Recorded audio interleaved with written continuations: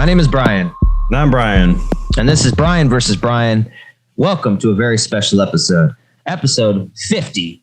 What is that? That's it's some kind of anniversary. Gold? Yeah, we made it. We made it 50. 50 episodes, almost a year. So thanks for chugging along with us. Please like and subscribe if you already have. Thank you very much. I was going to text you the day. I'm pretty sure our 1 year anniversary is August 8th, and it's actually recording day. So it kind of lines up quite well. It's either August 8th, Sunday, August 8th, or Sunday, August 15th. It's one of those two. It'll be aware 1 year. Mm-hmm. And then we'll just restart. Episode 1. Do everything we did already, but so slightly better. With the knowledge we have now. So this week, we were going to do Space Jam. We still might touch on Space Jam and do a review. Maybe a little bit later. I'd still like to do one. It's pretty popular. It's in the headlines for all the wrong reasons, baby. But yeah, I was running out of time though. And so I was already going to watch this with my wife as our kind of date night movie. And Bryan had already seen it in the theater. So we kind of pulled an audible, switched it real quick. And now we're doing Quiet Place 2. Much higher caliber film.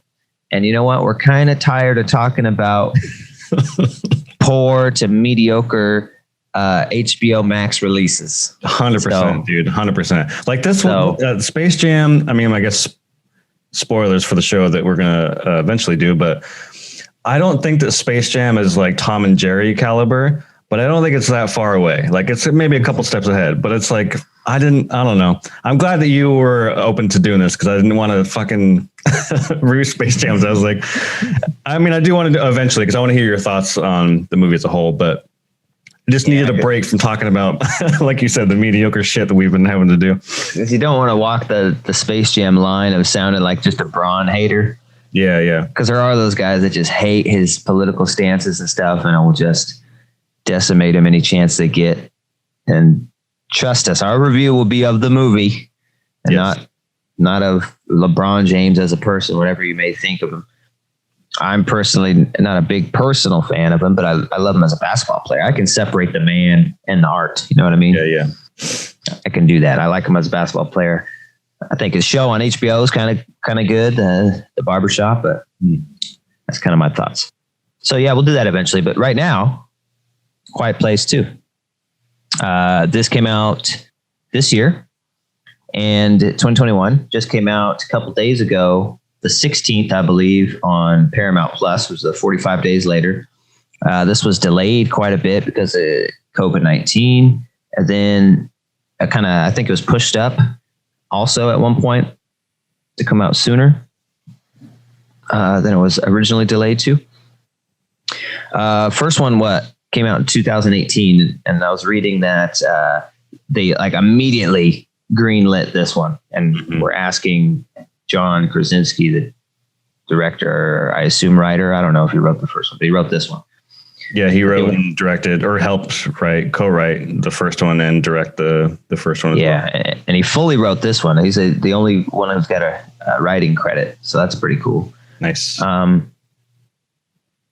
So they immediately started following the box office and critical success of the first film. So right off the jump, I love the first film. Really like the first film. I think I slightly like the first film better. Oh, really? Interesting. Yeah. Let's get into that. I think I slightly do. And I guess we'll go over why as we go through. Yeah, 3 times the budget. First one's budget was 17 million. This one was 61 million. And like I was telling you, this thing starts off with a flashback to kind of before the creatures. And so I don't know John's fucking character's name. I don't know any of these characters' names. Lee Abbott, the Abbott family. His name is Dad. Because they never speak. They don't call each other. And so him and his family are at a baseball game, and then you get to see it start. And so that was pretty fucking cool. Totally out of left field. Like what did you get from this? That there's a fucking something like an asteroid or something fallen to Earth and it's flamed up. And I was like, are they saying they're fucking aliens? Is this what we're fucking doing? Yeah. Is this now sci-fi? Which I thought that's what it was from the first one. I mean, they don't tell you anything in the first one. You kind of just left to your imagination. So I always thought they were aliens. I didn't know where they came from or how they got here. It could be a stupid thing like, oh, they're in the ocean and they fucking come out. Oh, like who knows? But I figured it was going to be something like that. I didn't think we're going full blown. And then I was asking Jesse, what's your thought? What was that thing? Because I was like, what, they come here on like an asteroid? And she's like, no, it's probably like a spaceship. And I was like, they don't seem like the spaceship flying type of aliens. Like these motherfuckers are pretty dumb. They just viciously kill. And it's like, they don't even kill for food. Throughout the movie, I'm like, why are they killing all these people? Mm-hmm. I thought they eat them or something. It's like they don't ever eat anybody, so they're just viciously killing people for nothing.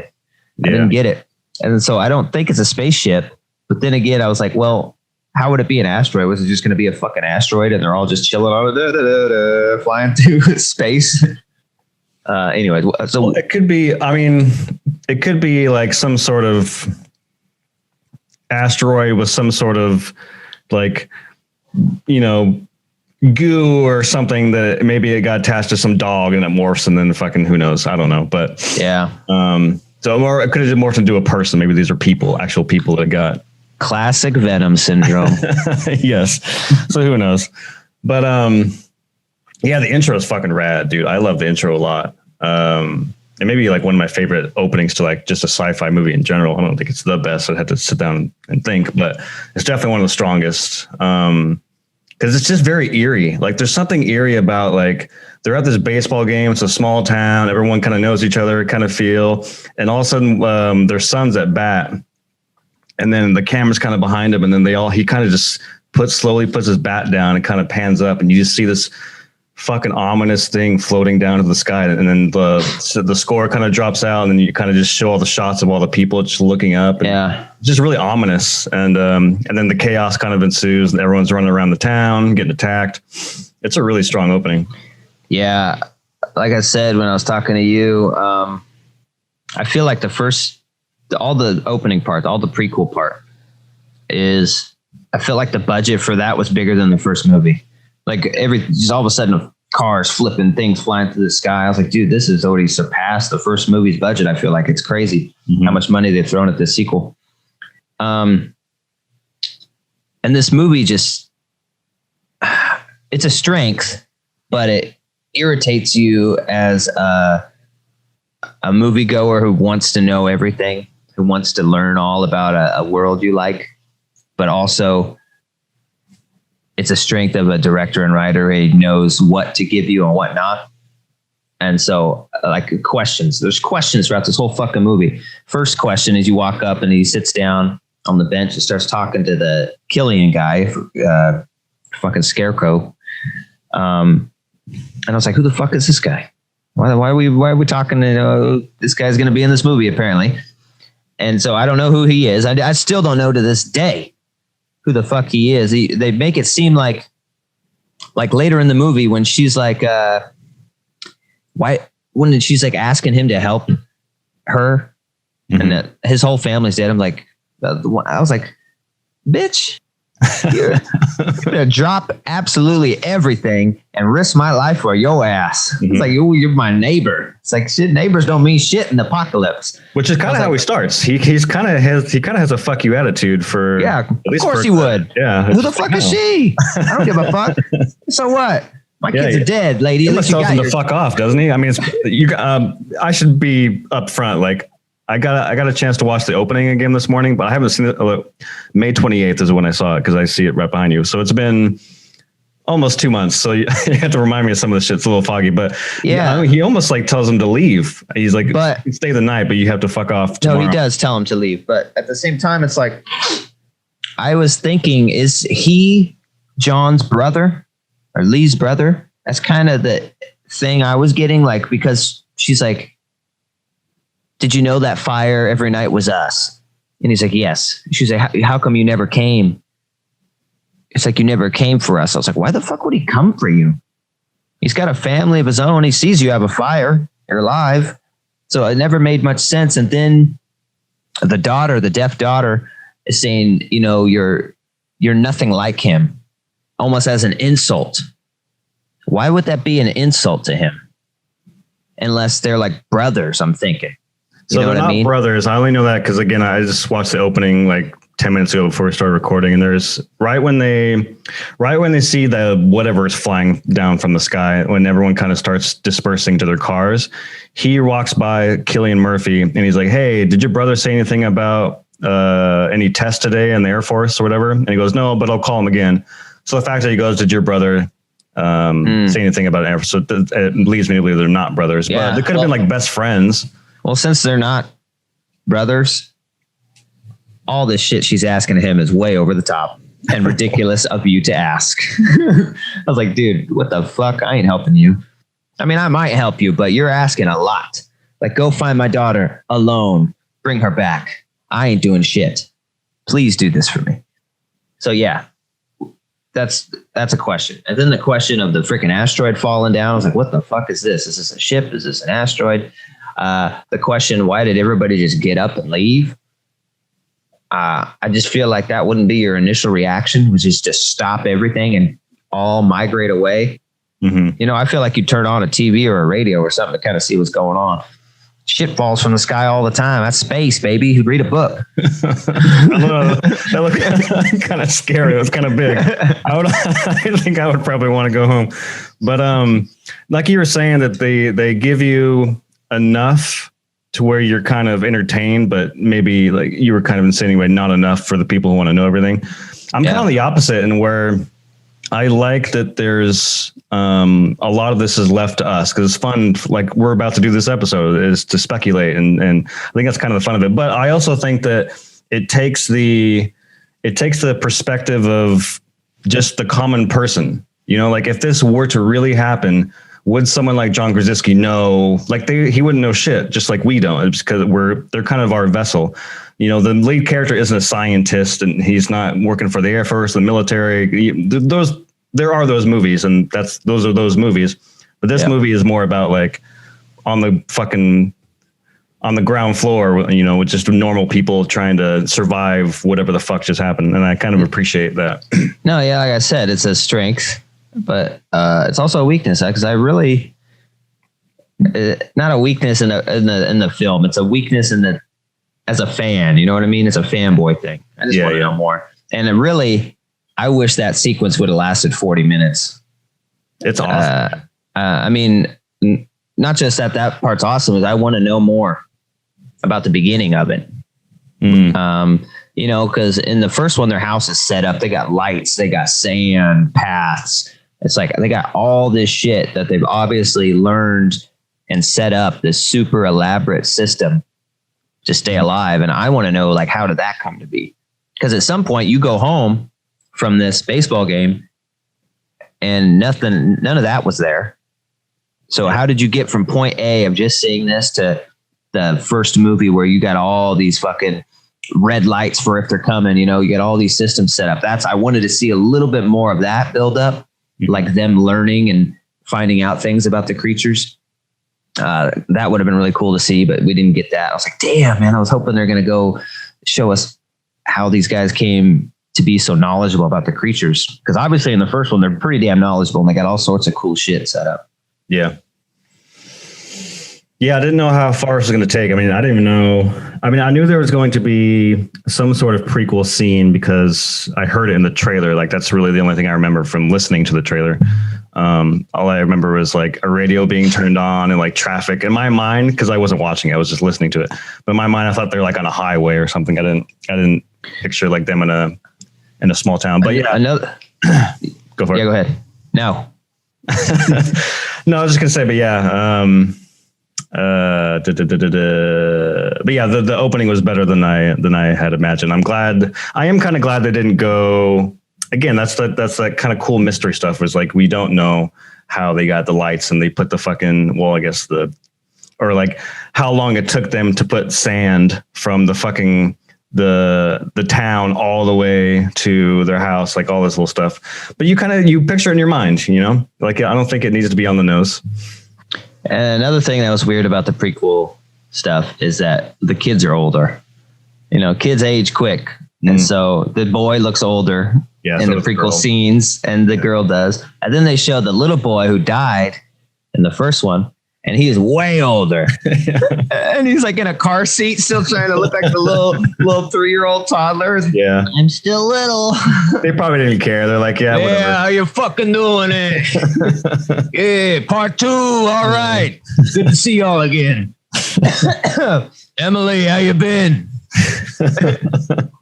Yeah, they definitely look older, but it was one of those things. I was like, dude, why didn't you just recast the kid, at least the youngest kid? Yeah, they could have done that, because that was like a toddler, and then it's like a fucking 8-year-old kid sitting in a fucking car seat. I was like, dude, no way. Yeah. No wonder they only show him for like 5 seconds.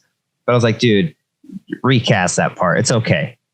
We'll understand. Like the other kids, I understand. You can't recast them. They're so close in age, but going from toddler to like big kid, that's a big change. Just put a toddler in the seat for a couple seconds.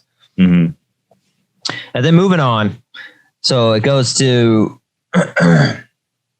jump to right after the second one. So one of those sequels that's like instantaneous, or taking place right after the first movie. And the house is all messed up and they got to kill a couple of those creatures and then they leave. So I didn't really I was like telling Jesse, I was like, why are they leaving the house? I was like, yeah, it flooded a little bit, but does it mean you have to pack up shop and just fucking bounce? It's like, why you just have to leave? And I didn't understand. Obviously, nowhere's really safe. So if you have anything somewhat safe, you stay there. So I didn't get that part. I didn't get their motivations for just bouncing, especially after they killed the creatures. Yeah, it's a weird motivation. I have to go back and watch that scene and see if there's any sort of like dialogue or any sort of indication of why, because I don't remember. But yeah, the way you're describing right now seems a little weird. They could have just taken care of the water situation and yeah, their life.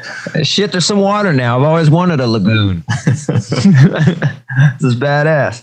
But maybe, I don't know, maybe they, because of the father died and he was kind of the protector of the family, maybe they just needed protection or wanted protection. I don't know. They seem to be doing pretty fucking good.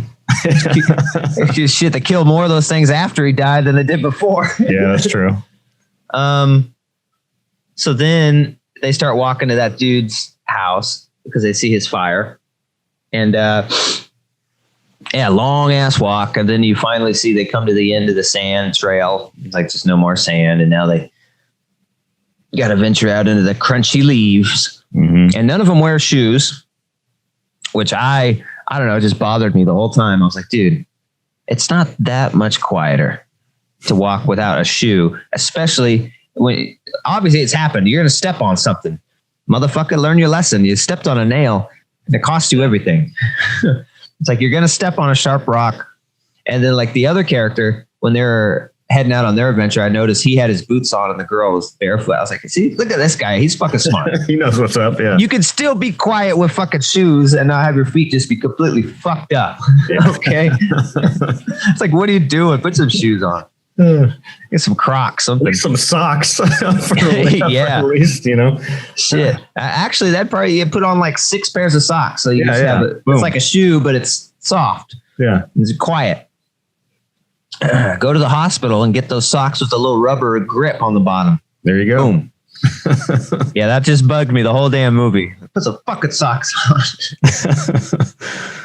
And so they head over to his place and he's living in this like, when they get there, of course, it's like, this movie's so nerve wracking. Like every scare is a jump scare. And they're not, usually jump scares aren't a good thing, but these ones aren't bad because it's just a clever way to use like the quietness. Right. You know what I mean? Because the whole movie's quiet as fuck. Any dialogue are whispering mostly, and so the only loud things are creatures. So you know when something's loud, it scares you because you're getting out of this quiet part.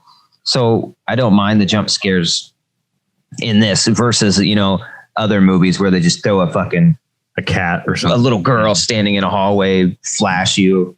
This one makes a little more sense for the world. So it's okay.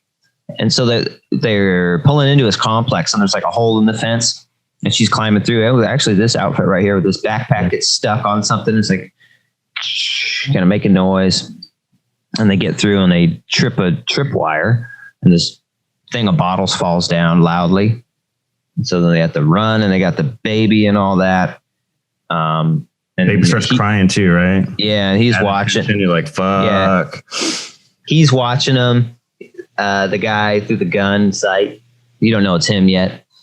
And then the boy steps on a fucking bear trap. It's fucking brutal, dude. Fucks his foot up.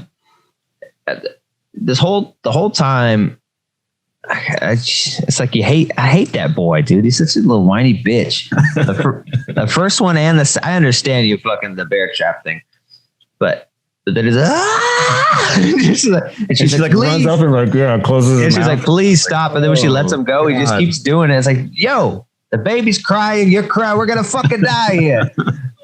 And then the first one, I was just a whiny bitch with his dad. I'm not going, no. Mm-hmm. Yeah, he's just scared. Yeah, but by the end of it, you kind of like him because he takes initiative and kind of steps up at the end of this one. Yeah. Both the kids do. But yeah, the foot in the thing, all the monsters start coming, and then the guy realizes that they have some kind of a weapon because she plays the little ear thing on the speaker. Creature freaks out. I like it, like in the first one. They did this throughout this one. In the first one, when the creature would hear that supersonic sound and hurt their ears and they'd freak out, they'd kind of like back up and want to leave. Like they don't want to be near it. But in this one, the creatures are like, oh, fuck this. I'm going to fuck you up for doing it. Like every time they do it, like a creature's like, yeah. Like trying to get, like forcing it. I was like, why would they do that? Mm-hmm. This creature isn't going to like, okay, I want to figure out what this is, even if it hurts like a motherfucker. So I thought that was a little weird, but you got to have more. Obviously, all the bad guys can't run away. So they get to the house, and it's like a factory or something. Yeah. I don't know what it is. It's pretty cool. To me, that's the place you want to be because they go into this big underground thing. So it's like you can actually talk. And he's like, they can't hear you. It's 3 foot of concrete unless they're right up at the top. And then even on top of that, he's got like what was that? A furnace? Like a furnace, yeah. Like a big metal furnace. You could get in and shut the door like a safe. And then at first I didn't understand why he kept fucking with this watch. But I guess it's airtight. So you can be as loud as you want in there. But you got to open the door every like 10 minutes or something, or else you have no oxygen. Which that will come into play. A little foreshadowing. Yeah. So I don't want to narrate the whole fucking episode, but it's fresher in your mind. You haven't seen it in so long. I mean, yeah. So by then, I think it's the daughter. What's her name in the movie? Regan. The daughter, the deaf daughter, Regan. Wasn't there some sort of broadcast, and she's kind of on this mission? Like it was a radio. They actually found a song playing on the radio, and so she wants to broadcast that signal that she's been using to kill them to basically save the world in a sense. And they're like, no. So she kind of runs off in the middle of the night to go on this journey to find the signal, so she can broadcast her weapon. But didn't she figure out that it's some kind of code? Like the song was a certain song. It said had like "Come Find Me" in the lyrics, and then she looked up where the broadcast was coming from, like the 72.1 FM, and it's like something else. And she thinks it's like a breadcrumb trail leading it to people. Also, okay. That sounds familiar. So yeah, she leaves in the middle of the night. They wake up the next morning and they realize that she's gone and what she's doing, because she's pretty outspoken about what she wants to do, and she's told no. So then when they wake up, they're like, well, fuck. So now she's gone. So this kind of goes back to the beginning of the show. We started talking about how Cillian Murphy's character is trying to be coaxed to go find this daughter, which, to push back on that, it's like, this woman who just lost her husband, her son just got a fucking foot chopped off in a bear trap. Her daughter just ran off. There's not really, I mean, she's definitely going to beg this guy for help, and they're friends. So it kind of makes sense. Whether or not he would do it or not is up to question, but he does ultimately decide to do it. And then the rest of the movie is basically their journey to go find the signal. And then the mother gets kind of sidelined in this movie. And the mother stays back with the baby and the oldest boy. And then basically that's kind of the rest of the movie. I mean, there's a great fucking awesome scene. I actually had to watch a little bit of it this morning, where it's about halfway through the movie where the daughter finds a boat and there's like these docks. Yeah. And then the movie starts to cut to like what's happening with the daughter and Cillian Murphy's character on the docks, and then also cut back to the oldest son because he's getting attacked by a monster, and it's like cutting between these. Both of them are very intense and very like I've thought that whole sequence was like on the edge of my seat the whole time, because both scenarios you're like, how the fuck are they going to get out of this? But that's a great scene. But on the docks they're being kind of not really attacked but intimidated by these dock dweller scavenger type weirdos. And then meanwhile, while that's happening, you have the oldest son being attacked by one of the monsters, and he's being forced to go into that furnace we talked about, shut the door, and now he's running out of breath with the baby as the monster's trying to attack. And it's just like, fuck, dude. It's a great sequence. Yeah. And once again, one of the reasons I just hate what this boy does, like he fucks up and makes the door all the way shut. I'm like, oh, you stupid fuck. And then like he's like gasping for air, then he like takes the oxygen off the baby. It's like come on, motherfucker. Yeah. Maybe you've had enough. It's a good run. I want to talk about the dock scene. That's probably the coolest part of the whole goddamn movie for me. Yeah, it's awesome. It's great. I thought it was going to turn real hills have eyes-ish right there. I was worried about it. He's like taking the girl's clothes off. And I was like, oh God, here we go. Oh God. I don't like this. And so you see a little girl, another jump scare when they're at the post. It's like, do-do-do-do, like run past the camera. And I thought it was the deaf girl, because I was like, that was a little girl, right? And I was like, oh, it wasn't her apparently. So they go see her. She's on the dock and she's like looking down, and the Cillian Murphy dude is like touches her, and she looks up and her eyes are fucked up. She first thing that came to my mind when she was sitting down there like that, I was telling Jesse, I was like, oh no. I was like, they aren't adding zombies in this, are they? I was like, there's monsters and zombies? No. And then she looked up and I swore she was a zombie dude because of the red eyes and everything. I was like, fucking zombies. That would be pretty fucking weird. Like, just another layer. I was like, yeah, maybe they're zombies and then they turn into those fucking things, Last of Us style. I don't know. Sure. It could have worked. But yeah. And then she throws that thing on us. Totally unbelievable. This little girl loops your neck in a slip knot and has you tied up in 3 seconds with a knot you cannot undo. And then she runs off. Yeah. Yeah. I was like, oh, bullshit. Boy, fucking Eagle Scout couldn't tie a knot like that. And then, then all the boat people come out. And then she ties him to this big net thing. So if he moves, it's got all these jingle jangles. So he can't move at all, or else it's going to bring the creatures, which is a real stupid idea because they're all on the dock with him. Yeah. It's like, if he makes noise, we're all fucked. You're all fucked, yeah. Which ends up happening anyways. Yeah. Spoiler alert. Yeah. So they stop the girl and they're doing some weird hills have eyes shit, touching her face, and then take off her backpack. I was like, okay, there's a backpack. But then they like take off her outer shirt. I was like, oh God, here we go. Yeah. This ain't good. And then I think that's, at least we just got an insinuation. That's played it very well. I mean, because he looks at Adrian and he looks at her and then kind of puts his hand on her, kind of swoops her towards, walking away. Like, okay, bad, whatever happens, it's going to be bad when they take her. And so what did he do? He did Oh yeah. Because earlier in the movie, she teaches him what dive is in sign language. And so, he tells her to dive and they're on a dock. And so she jumps off into the water And then he like, the fuck does he do? He lunges. He runs. He gets up and makes noise and just grabs the main guy. Yeah. And then I don't know what the fuck. He flips the fucking rope around to tie around his neck. So he's behind the guy now and pulling him backwards. And the monster starts coming, indiscriminately throwing people off the dock, all the while staying on the dock, but it can't see.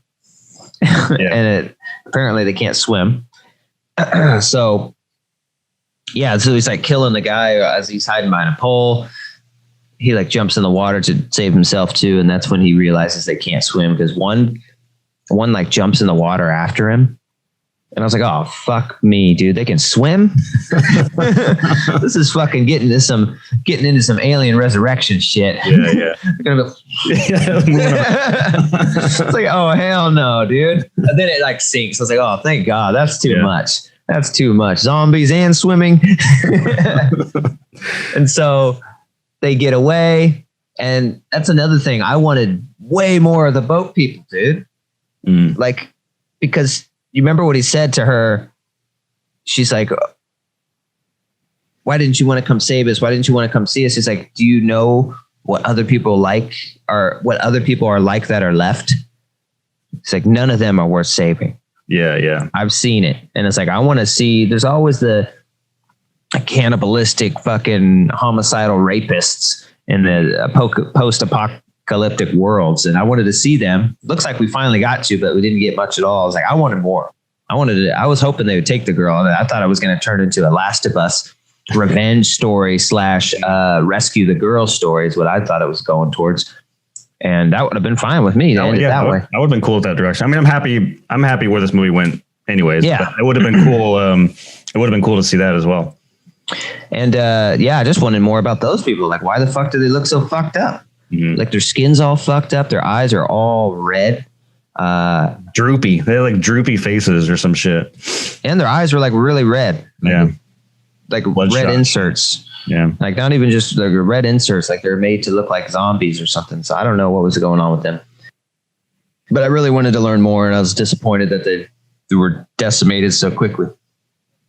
So we learned they can't swim, and they found out that this signal is coming from an island. So that's why they're there. They're trying to get a boat. And so they get a boat and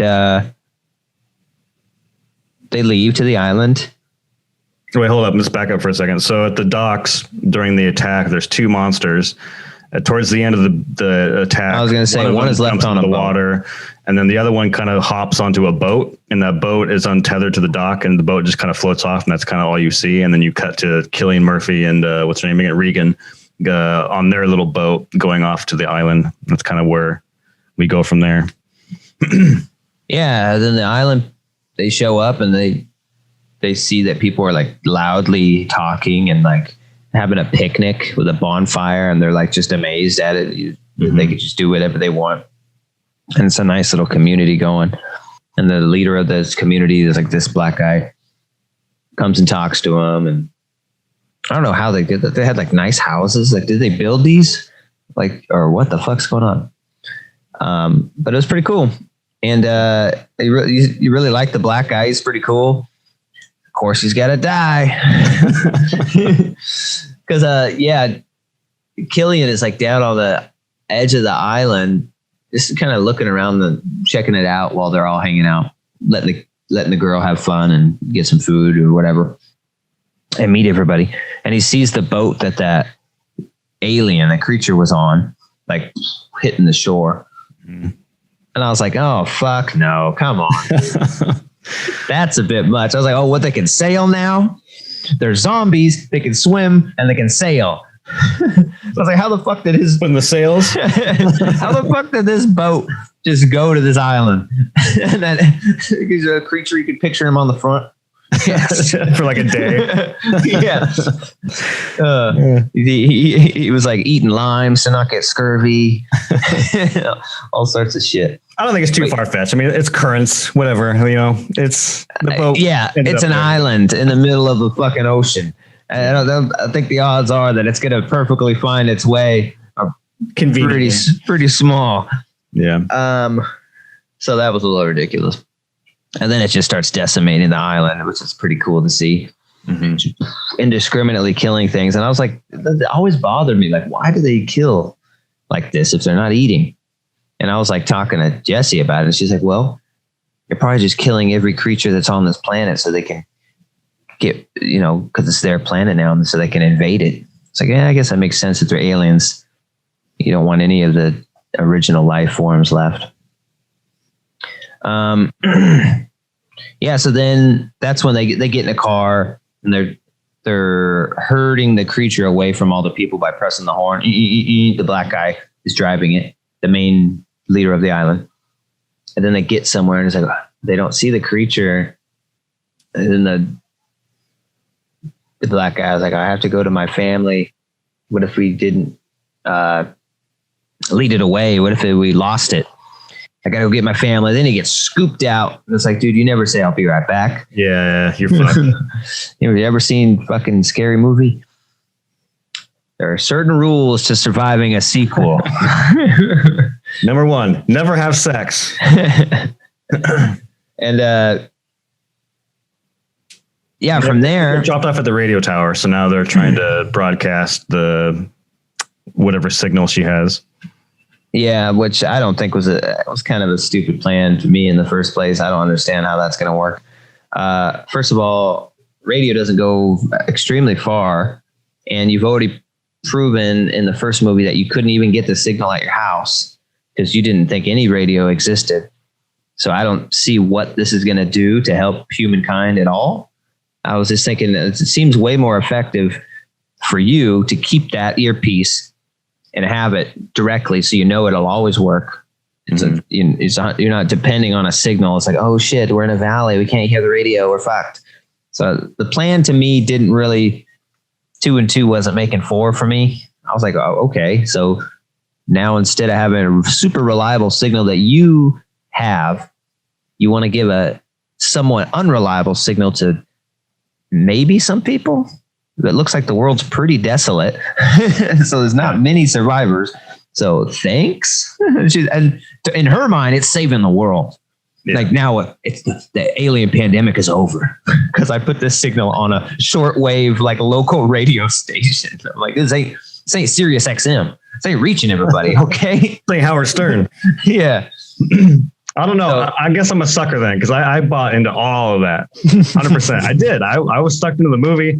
I was like, let's go. Because I don't know. It's a weapon, right? They have the human race has nothing to fight back with. This at least gives us a chance. At least it gives us something to do to fight back. So it's like, to me, it was like, all right, she's trying to give people a little bit of hope and a little fight back so they're getting torn to shreds. You could at least, spread the word, turn into this fucking frequency, and then you just have a radio. So I bought it into all that.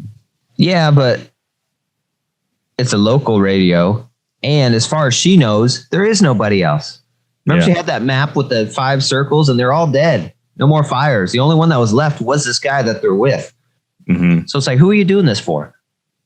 There's nothing that leads you to believe that there are more people this could help.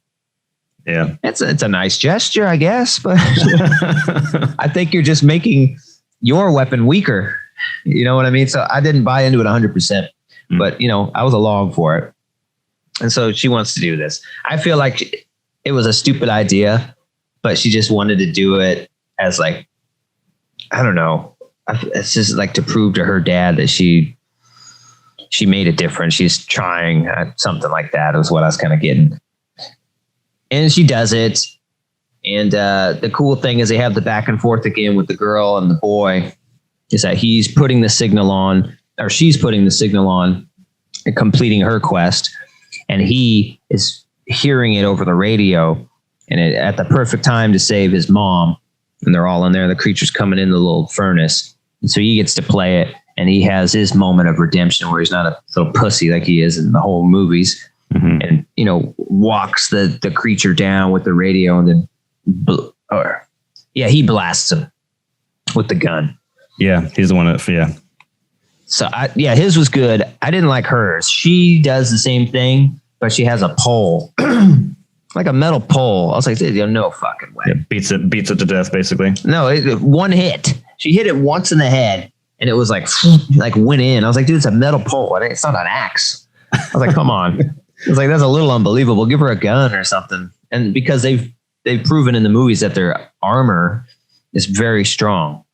You know what I mean? Mm-hmm. Like the only reason you can hurt them is because like when they're fucked up, all their face plates kind of open up. Right.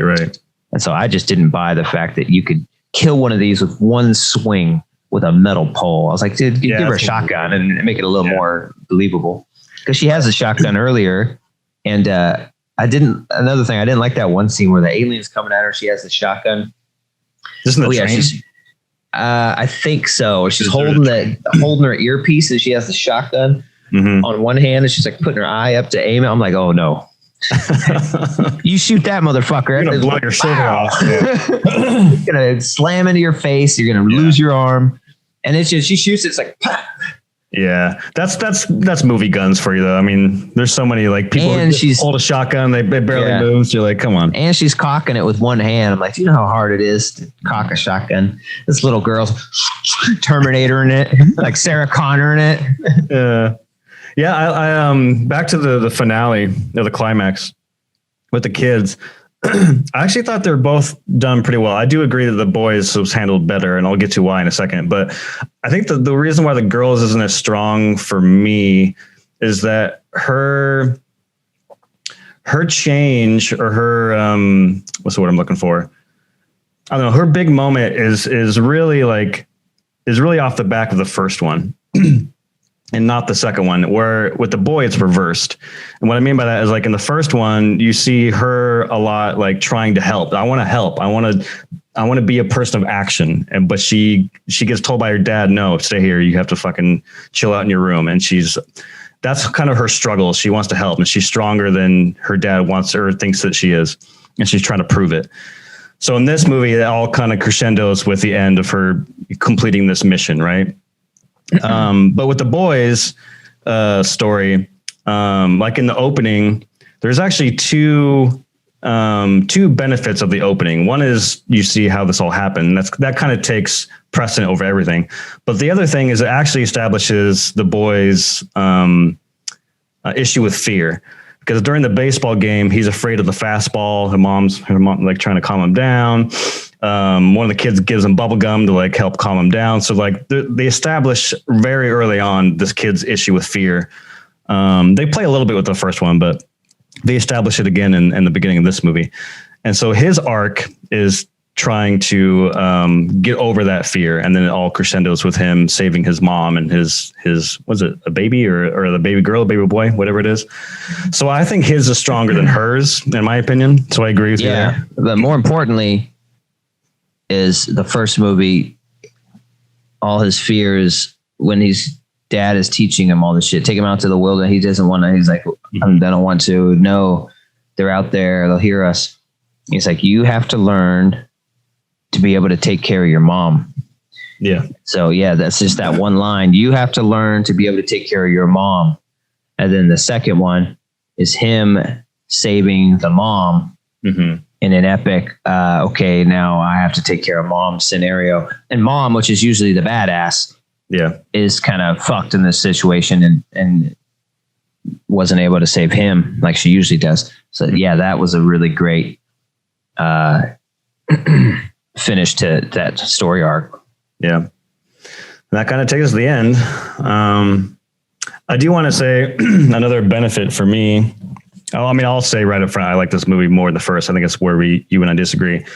But one of the reasons why I like it better is I think Cillian Murphy, I think I've talked about this with you off camera before, but I think Cillian Murphy is a far stronger actor than John Krasinski is. That may be unpopular. I know that John Krasinski, everyone likes him from The Office, and he seems like a charming just person in general. But I just don't buy him in a lot of these dramatic roles.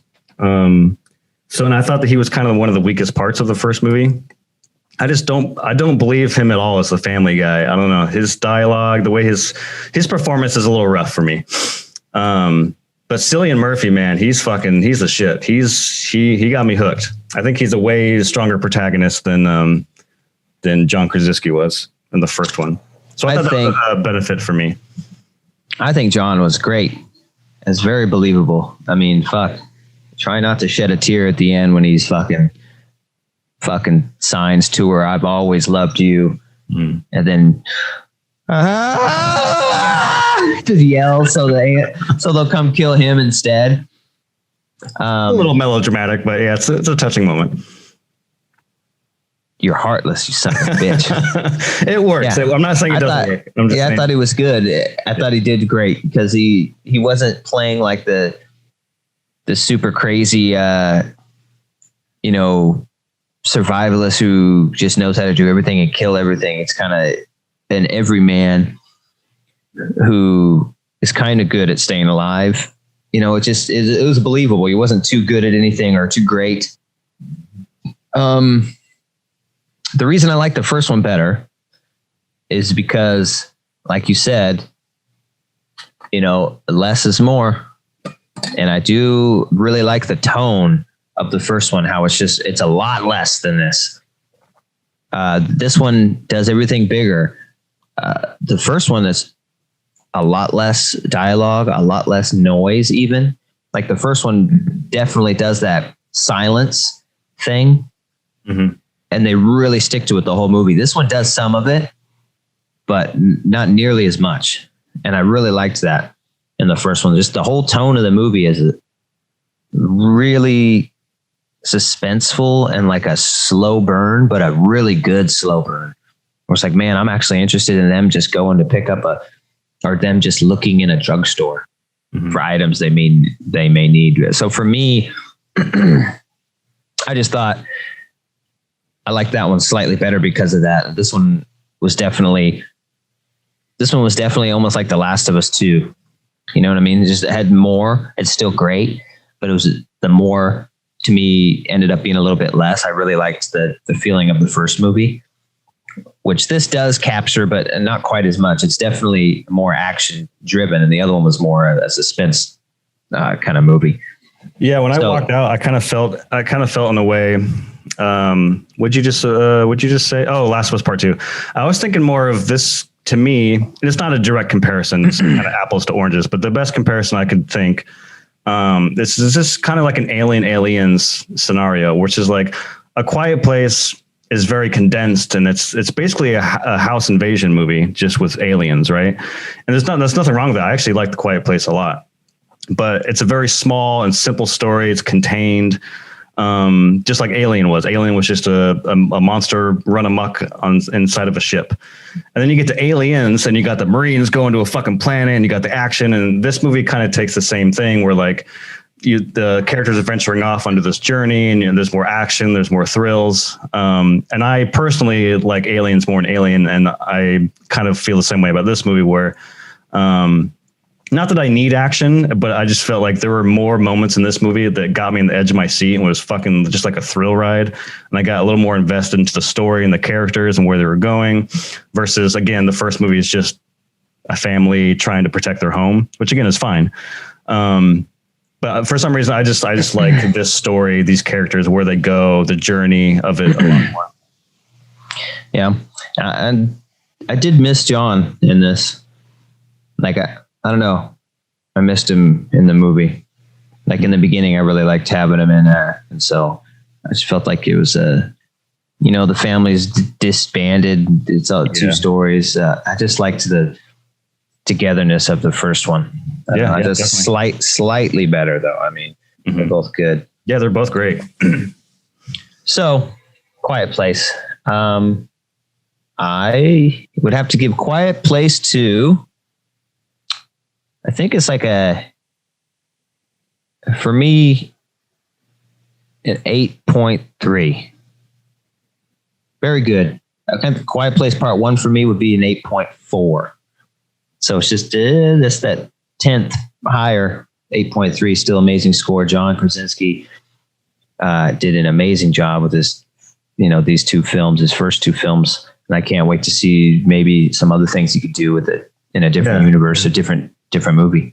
Yeah, I would love to see him do an action movie because, again, I keep harping on this fucking opening. I mean, maybe it's not as good as I'm making out to be. I think it is. I think it's a really strong opening. But what's great about it is I think he's really good at action. Like that sequence is pretty fucking thrilling. And so I want to see him do an action film, like a big budget blockbuster type, not a Marvel movie, just like do a spy action movie. I don't know, but I think he'd fit in really well. And he's also Jack Ryan, so he kind of has his toes into the action genre as it is. See, I couldn't ever buy that. Jim Halpert is now Jack Ryan. See, I couldn't separate him enough to make him the ultimate super soldier spy dude. Yeah, that's my dad's show. I kick my feet up on my couch and I watch my Jack Ryan. Great show. But yeah, I don't buy him in it. I just like the Jack Ryan character, but I don't buy him in it either. Honey, Tom Clancy's on. That's 100% me. I love me some Tom Clancy. I'd give 2018's Quiet Place an 8, and I'd probably give this an 8.5. I think it's just slightly better. They're both fucking awesome. They're both great. Everyone should watch them. It sounds like I can't remember where we left off with this series. I thought I heard a spinoff and maybe a part 3, or maybe it was just a spinoff. I don't remember, but something's definitely continuing from this story. So we'll see where it goes. I don't know. What else are you going to do?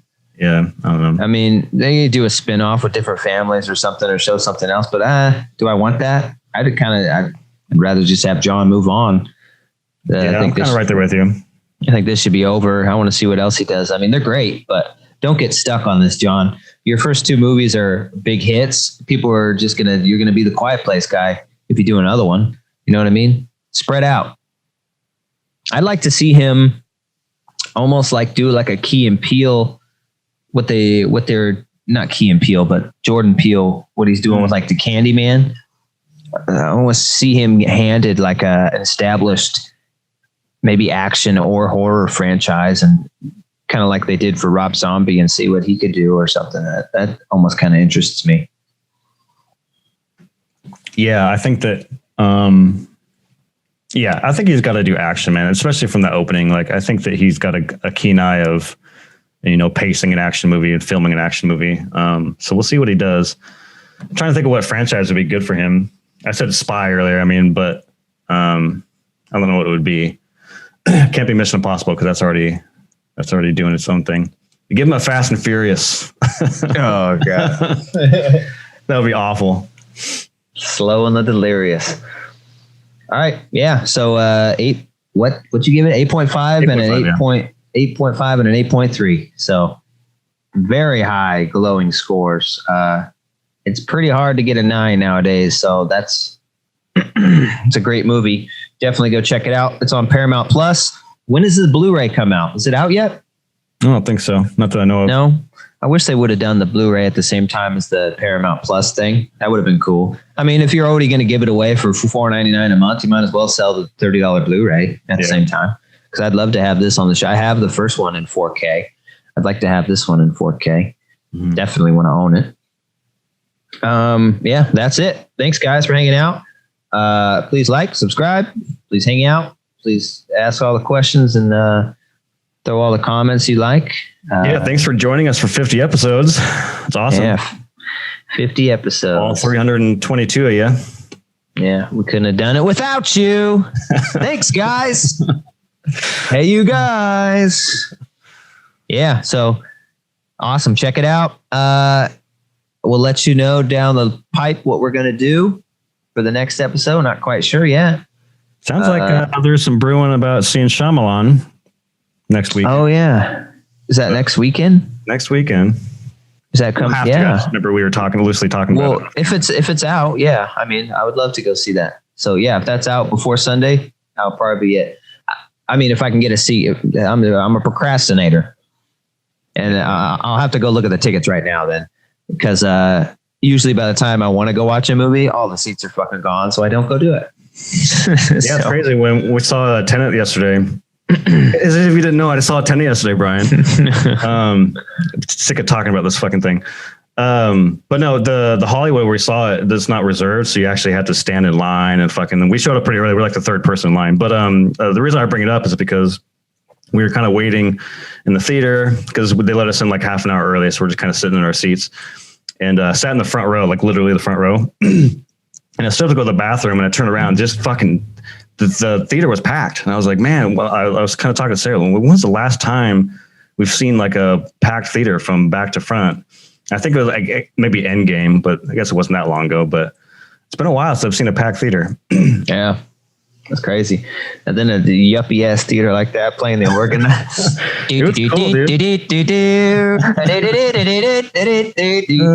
Would you like a sarsaparilla for your film, sir? We got peanuts, we got popcorns. It was cool, dude. They do it every like that's not the first time I've seen him. Like he came out, he does it every time they do a 70mm thing. It's like a big event. They make it seem like a big event. Hello, I'm 70mm Sam. It's like the ice cream song. No, he came out and did the he opened with 2001 the dan, dan, bow, bow, and it's just like and then he kind of switched over to he did like 3 songs from Star Wars. I think he did the theme, they did the Empire, and then when the video I took for you guys, he was at the end of the cantina. But that's some that would have been cool. But yeah, I was just kind of going off of you saying that it's going to be hard to get tickets. I don't know. It was just like cool to see a packed theater again. So yeah, get on those tickets, man. People are still going out apparently. Yeah, it's. I'll go check. I'll check it out later today. See if I can reserve them. Get them now. Yeah. So yeah, thanks for hanging out. Till next time. I have no idea what that movie's about. I'm very excited. I literally have no fucking idea. I just know it's a Shyamalan. I'm going to walk in there and be hopefully pleasantly surprised. It looks like Ghostbusters. Nice. Yeah. No, it looks awesome. Trailer was fucking sweet. I mean, cool. Trailer convinced me that I need to go see this in theaters. Nice. Awesome. Show Shimalamalaya. Double peace. Laters, guys. Peace. Thank you.